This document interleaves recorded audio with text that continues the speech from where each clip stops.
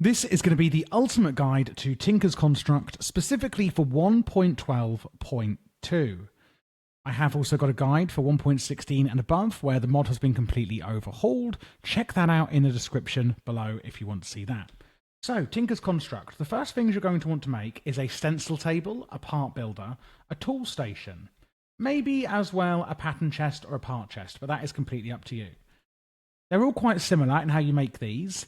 They all basically need a variant of some planks, etc., or oak logs or something like that, and a blank pattern. A blank pattern is 2 sticks and 2 planks, and you'll be using a lot of these blank patterns. So what do these do? Well, the stencil table is where we're going to put in some blank patterns, pardon me, and we can actually start making tool parts, because Tinker's Construct is all about making tools out of different parts. And we're going to look at the different materials you want to use for these parts shortly. Let's use in this example the fact we're making a pickaxe. So I know for a pickaxe that I need a pickaxe head. So I'm going to click the pickaxe head icon on the left, put in my blank patterns, and take out the pickaxe head pattern. I know I'm also going to need a binding pattern, and I'm also going to need as well, where is it? A tool rod. Now, if you're thinking, how do you know that? I'm going to show you shortly. Don't worry, you don't have to know these. Then we come over to the part builder.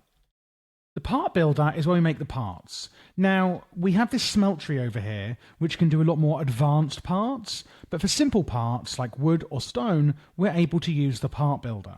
So we put in our cobblestone on the right-hand side here, and then we put our pickaxe head in the stencil bit here. And then we can get a stone pickaxe head. On the right-hand side, it tells us the durability of it, what mining level it can do, the mining speed, and what attack it has. The handle, which we haven't yet made, we can see any modifiers, etc. So I'm going to take the stone pickaxe head. Sometimes you may get an extra bit left, like maybe if it's only using half of a stone, you might get like a stone shard or something back. Then we go over to the tool station, and we can click on the tool we'd like to make over here. For me, right now in this tutorial, it's going to be a pickaxe. And then it shows you the tool components you need. So which tool components should we be using? Well, we have this book here, Materials and You. This is a book and a blank pattern. If we open the book, you can see here we have tool materials. So if I just click these pages across, it tells us about the tools and stuff we can make and what they're good for. And I'm going to explain that to you shortly, so don't worry. And then we have tool materials. Depending on what mods you have installed, you could actually have a lot more materials than this, or maybe even less. It works very well with the materials from other mods, is what I'm getting at here. So we can see different materials have different durabilities. So we have the head, the handle, and the binding. So what it's saying here is, if you use electrical steel, let's use cobblestone because that's what we're using. If we use stone for the headpiece, it'll have a base durability of 120, and it can mine iron, and this is the mining speed, etc. It'll also have the cheapskate attribute. Stone is bad, your tool has less durability. If we used it on the binding for stone, we'd have cheap. Increases durability gained when repairing the tool. And handle has that too. So you get this buff if you have it as the head, and the handle and the binding give you these modifiers. For example, if we use the extra or the binding with paper, we get the writable buff, more modifiers, meaning paper is a really good option. So we can actually later add more modifiers to our tool. So, and that's actually something you often want to do. I always make my tools with paper binding. So what I'm going to do is go into my part builder and put paper in with my binding pattern and take out the paper binding. Then that's what I want to do. It has writable. And then if we look again, we have, let's look at Manulin. For the head, Manulin has a really amazing mining speed of 7, a really great attack. During combat, you deal more damage, so it's great for weapons, and has a 820 durability. So if you can get your hands on this, or even Ardite, then this could be a really great head to get. You can notice on Ardite, though, that the mining speed is a lot slower. So even if it has a little bit more durability, I'd go for Manulin as your head. We can't make that, though, in the tool station or the part builder, we would need to use the Smeltery later. But this kind of explains what we'd use for each part. If you look at the handle, it has a modifier, 0.9. How suitable the tool material is as a handle. The total durability of the tool will be multiplied by this. So if it's 139 durability, and then it will take away 100 by using obsidian as a handle, so only 39, and then it will say 39 times 0.9, basically, and that would be your overall durability that you get. And that's how you kind of work out which parts you want to use. And always look at the attributes and the buffs you're going to get from it, like fractured from bone is really good for an early game weapon because your tool's damage is increased. So you'd want to use a bone binding maybe. Whereas if you use it on the actual sword blade, you get splintering, which again gives more damage. So bone could be a really great sword attribute for an early game material. So because I've only got this, I haven't really got many options. I'm just going to use wood as my tool rod here. And you can use all the same material, of course. It's completely up to you. I'm going to use my ecological one, and then we go to the tool station, click pickaxe, shift, shift, shift. You can drag them in or shift click them in, and there you go. We've got a stone pickaxe, and we can see the traits down here. Renewable resources are so good they regenerate themselves, and that's because we've got the wooden tool rod. Cheapskate because we used stone, and writable meaning more modifiers. We can see it has 4 modifiers on here. I can also name it, so I'm going to call it please subscribe, and I can pull it out. And that's what the tool is now called. If I go to this little anvil icon in the tool station and put in please subscribe, you can see I'm just going to show you here with some lapis. And I'm just doing the modifiers. This is what we're going to explain next. There we go. So when I go in here on this icon, I can put my modifiers around it. So you can see it has 4 modifiers. If I add 1 lapis, you can then see it has 3 modifiers. Luck 1 out of 60. So adding lapis actually gives us fortune. But you can actually stack this up. So you can see it says 1 out of 60. So if I put another one in here, or in these slots, it doesn't really matter which, you can see it's got up to 7 luck out of 60. If I put the whole stack in, it will take it up to 60. Now that can take quite a long time, so you can put blocks of lapis in, where it goes up in 9s instead. So I go 54 out of 60, and then if you go over 60 now, it would take you up to luck 2 out of 180, and take off another modifier. Now I can go up to 180 before needing to use up another modifier. So I've got 3 modifiers left now. It was 4, now it's 3. What I can also do is add things like mending moss. And that means that picked up XP is stored in the tool. It will slowly use the XP to regenerate its durability. So you won't get experience, the tool will, and it will regenerate itself. And mending moss, you can't always make in a lot of mod packs. It's a creative item, and it is currently in this pack. But you can make a ball of moss. Right-click a bookshelf with this to convert it into mending moss, for example. There we go. So that's how you add modifiers. There is also the tool forge, which you'll see has an extra amount of weapons in here. Notably, what it adds is the cleaver. So remember before that it takes like 1 cobblestone to make a pickaxe head? Well, on big tools like the hammer, an excavator, and cleaver, these ones, a tough tool rod or an excavator, will take a lot more. A tough tool rod will take 3, an excavator head or large plate will actually take 8. So what these do is the hammer can do 3x3 mining for like cobblestone, etc. The excavator is good for dirt and gravel, 3x3. The lumber axe will fell entire trees. And things like the cleaver are just gargantuan weapons. So if I was to make that one, let's say we need a large plate. Go into the tool builder, part builder even, large plate. You can see I put 62 cobblestone in, and I use it, and I've only got 54 left. It's really expensive. To make the tool forge, we need electrical steel blocks from Ender.io. Really? That's interesting. It's normally blocks of iron, and you have a tool station in the middle, so you can just upgrade your tool station, basically. Oh, and then the part chest stores parts. Like I could store parts in here like this, and the pattern chest will store these patterns. The next thing is upgrading to this, a Smeltery. To make a smeltery, you do need seared bricks. These are smelted up from grout, and grout is literally just gravel, sand, and clay. So you smelt up a load of seared bricks, and then we want to make a few things. A ton of seared bricks like this, which is going to be the walls of your smeltery. We also need a smeltery controller, which is basically where you interact with the smeltery. We're going to need a smeltery seared tank, and this is where you store your lava to heat things up in the smeltery. The way the smeltery works, it could be pretty much whatever size you like, you know. It could be 3 by 3 here, so I could say like this. It doesn't need corners, meaning I can do it like this, and like this. You will need to put a floor in like this. Okay, so that's a smeltery. That should be a working smeltery. You can tell because the controller has now lit up and I can access it. The bigger you make your smeltery, the more ores you can put in there at once. So let's put in some lava. We can simply right-click it with a bucket, like this, to fill up the tank, or you can pipe it in from various mods, etc.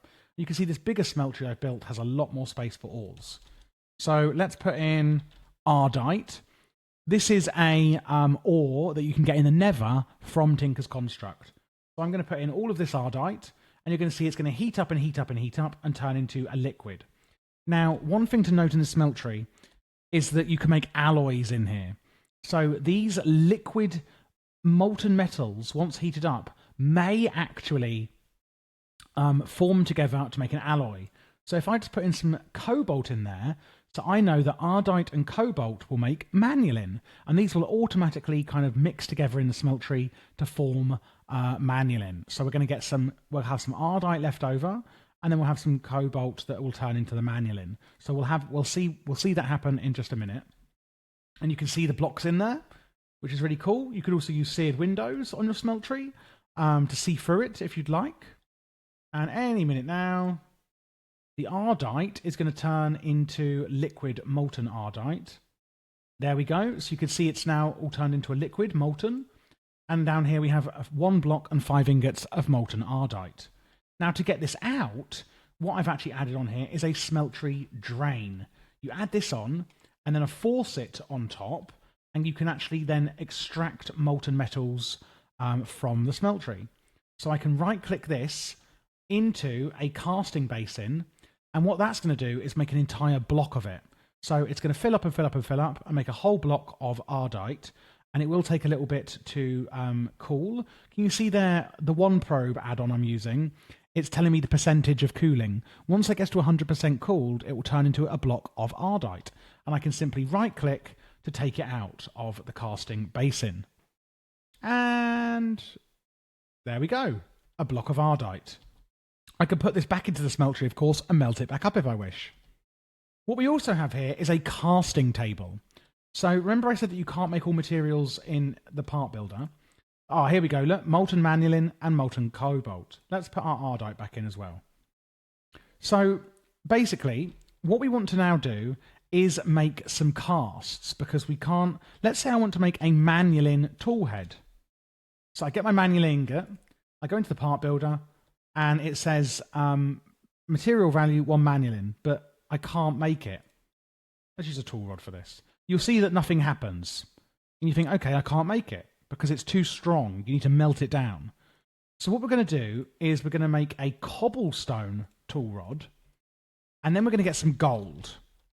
Now you can do this with clay, but it won't last forever. And that'll make sense in a minute. So I'm going to put my gold in there. Good Lord, not that much gold. And because the gold is, it doesn't have such a high heating temperature, it's actually going to smelt up really quickly. What I'm then going to do with that tool rod that I've got, which I've now lost, there we go, is I'm going to come over to the casting table and place it on like this, okay? And then what I can do is I can make a cast of the tool rod. Now, I want to use gold, but because cobalt is at the bottom, this is the first material that will come out of the smeltery, which I don't want. What I actually want is gold, and I can simply left-click gold and bring it to the bottom. As you can see here, I can click them to bring whichever one I want to the bottom. So molten gold is at the bottom. I right-click the faucet, and it's just going to surround the tool rod. Now once this gets to 100%, the tool rod disappears and disintegrates, and I am left with a tool rod cast. I can then use this over and over again. So I put in my tool rod cast, and then I click my molten manulin, so it's at the bottom. I click the faucet, and now it's going to fill up the cast with the tool rod.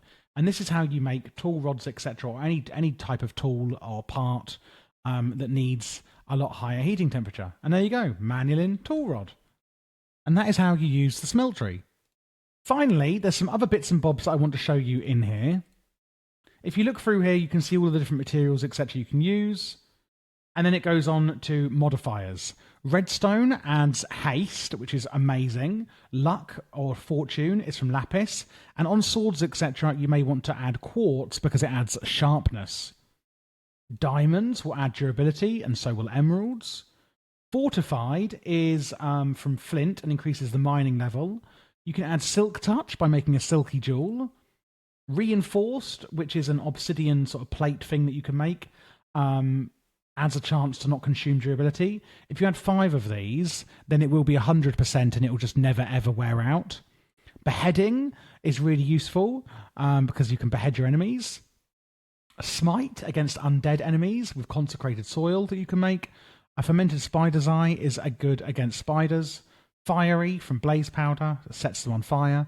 Necrotic will heal you, so it's leech basically from a necrotic bone from withers. Not wither skeletons. Knockback with a piston. Soulbound with a nether star so that you'll never lose it. We have height, increases the height area affected with expander, vertical and horizontal. Mending moss we've discussed earlier. Blasting is like an AoE harvest, you add TNT to it. Glowing places a light source. Shulking, each point increases floating duration. Webbed will slow your enemies. Fins, this is interesting for arrows and stuff. Projectiles ignore water. And then we have embossments. Adds traits of another part. So you could add certain parts here, like Ardite pickaxe head, in order to add the stonebound trait onto your weapon. There's a dark steel upgrade, for example. This is from Ender.io. And this is how I was explaining earlier that mods will actually work really, really well with it. So maybe lots of different options depending on the mod pack you're playing. You can also add blocks of diamond and blocks of gold, I think, to add an extra modifier onto your gear. There's a few other little bits and bobs I just want to show you too. In Tinkers that they add that is really cool. They add these fancy item frames, including a clear item frame, which is good if you want stuff to be invisible on your walls. A wooden hopper, which is of course cheaper. They add slime islands in the sky, which is an easy way of getting different slimes. Oh, there's a creative modifier as well, which you can add an additional modifier with, and some mod packs add this as rewards, etc. There's bacon, which I think you just get from pigs. There's different slimes it adds, and there's monster jerky. You can add a drying rack, and then just right-click your rotten flesh onto the drying rack to get monster jerky, which is a great way of using rotten flesh without it hurting you. There's the same with beef, chicken, bacon, mutton, rabbit, fish, etc. On the slime islands you may see floating around, you can also get blue, purple, and magma slime saplings, helping you to get an unlimited supply of slime. There's also these sharpening kits I haven't discussed. These upgrade your tool to the materials mining level. So, for example, if I used a manulin sharpening kit, it would upgrade the material, the mining tools mining level to cobalt, which is the highest.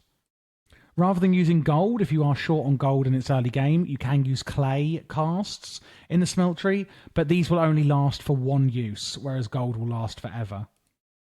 There's a stone ladder you can make out of stone rods. I don't think it's any quick or anything. There's also stone torches as well. There's punji sticks, which literally will just harm your enemies, which are really cool.